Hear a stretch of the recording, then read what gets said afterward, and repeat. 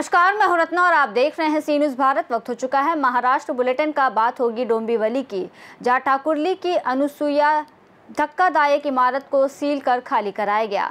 इसके साथ ही बताएंगे कैसे चांदवड़ में अहिल्या देवी होलकर की जयंती रंग महल में मनाई बड़ी धूमधाम से। ऐसी ही तमाम खबरों पर विस्तार से चर्चा करेंगे इस बुलेटिन में। खबर डोंबिवली से, जहां महानगर पालिका द्वारा धक्कादायक इमारतों को खाली कराने के लिए इमारत मालिकों को नोटिस भेजी जाती है। ठाकुरली स्थित अनुसूया इमारत को खतरनाक धक्कादायक घोषित करते हुए पालिका प्रशासन ने पहले ही नोटिस जारी की थी।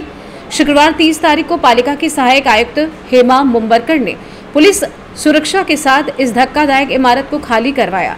इस इमारत में स्वयं इमारत के मालिक रह रहे थे। उन्होंने कहा कि वे इमारत खाली करें और अपने घर का सामान निकाल लें।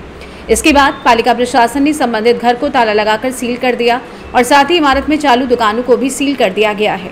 आयुक्त अभिनव गोयल के आदेशानुसार अतिरिक्त आयुक्त योगेश गोडसे और उपायुक्त तावड़े के मार्गदर्शन में कार्यवाही की गई।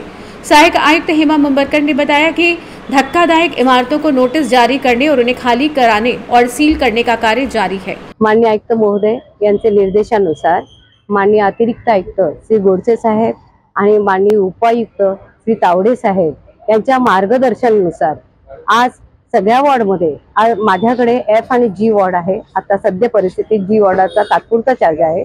त्या अनुषंगाने हे जे निर्मनुष्य करायचे जे टीमने पूर्ण निर्मनुष्य करण्याचं कामकाज चालू आहे आणि आता आम्ही सगळे रूम सील केलेले आहेत, गाळे सील केलेले आहेत आणि ही जी लव अंकुश बिल्डिंग जी आहे, या लव अंकुश बिल्डिंगला आपण निर्मनुष्य करण्याकरता वारंवार त्यांना तगादा लावलेला आहे। परंतु आज संपूर्ण पोलीस फौज घेऊन महापालिकाची फौज, पोलिसांची फौज असे दोघांचे संयुक्त कारवाई चालू आहे।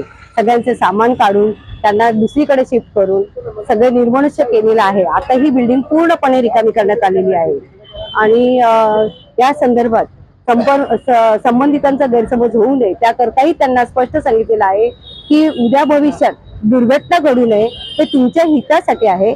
याकरिता या सगळ्या गोष्टी होत आहेत।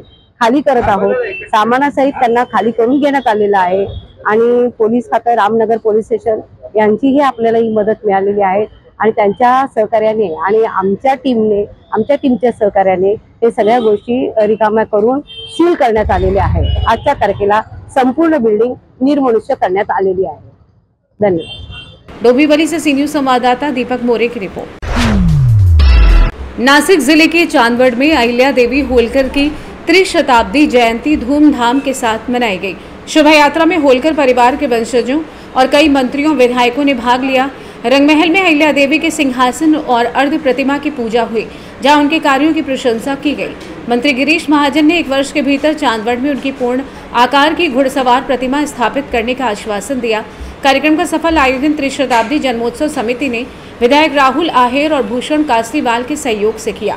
गांधींच्या सोबत आहेत, काँग्रेस सोबत आहेत आणि त्या पार्श्वभूमीवरती त्यांनी काल एक ट्विट आणि एक मुलाखत केली गांधींनी की आता देखील राहुल गांधींना कोणाला भेटता येत नाही, भेटणं शक्य होत नाही। ते भाजपच्या जवळ येत आहे, ते मराठा आमच्या जवळ दिसत आहेत बऱ्याच दिवसापासून। तर आगामी काळात ते आमच्या जवळच आहेत, ते आमच्या जवळच आहेत।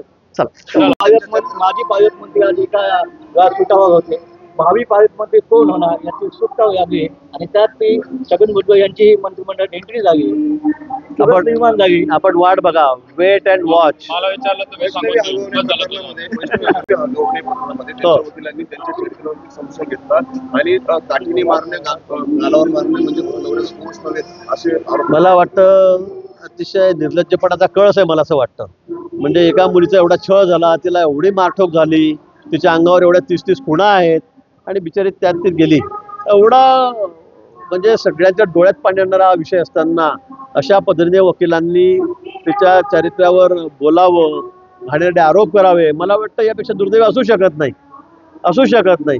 मला वाटतं यांचं तर काय करावं, कायद्याच्या चौकटी आहेत, आम्ही मंत्री, आम्हाला बोलता येत नाही, पण अशा पद्धतीने आरोप करताना त्यांना थोडीफार लाज वाटली पाहिजे। कालफड्यात मारणं, काडीने मारणं हा काही गुन्हा नाही। मला वाटतं त्यांनाही मुली असतील, त्यांच्या घरातही मुली असतील,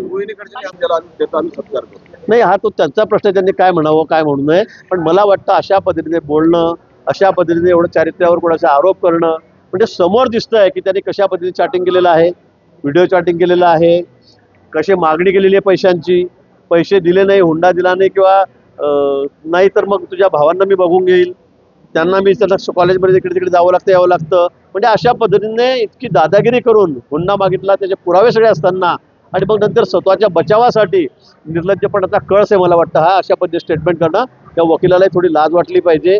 त्याच्या घरामध्ये या बहिणी मुली आहेत. जिल्ह्यामध्ये अवकाळी पाऊस झाला, राज्यामध्ये 21 बळी अवकाळी पाऊस झाले, प्रचंड प्रमाणात नुकसान झालं. विशेषतः नाशिक जिल्ह्यात कांदा उत्पादनाचे मोठे नुकसान झाले. यावर अद्याप पंचनामे कुठे झाले नाही. पण मान्सून पूर्व पाऊस आल्यामुळे तर 16 दिवस आधी पाऊस आला, कोणाला कल्पना नव्हती. म्हणजे अनेक ठिकाणी आपण बघितलं असेल की विक्रमी पाऊस त्या ठिकाणी पडला आणि म्हणून नुकसान निश्चित झालेलं आहे. शहरांमध्ये झालेलं आहे, ग्रामीण भागात झालेलं आहे, शेती झालं आहे, घरांची पडझड झालेली आहे.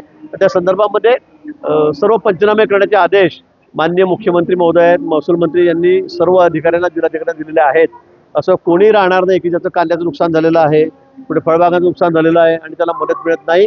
सर्वांचं नुकसानाचे पंचनामे होऊन त्यांना नियमानुसार जे काही मदत आहे ती तात्काळ शासनाकडून मिळणार.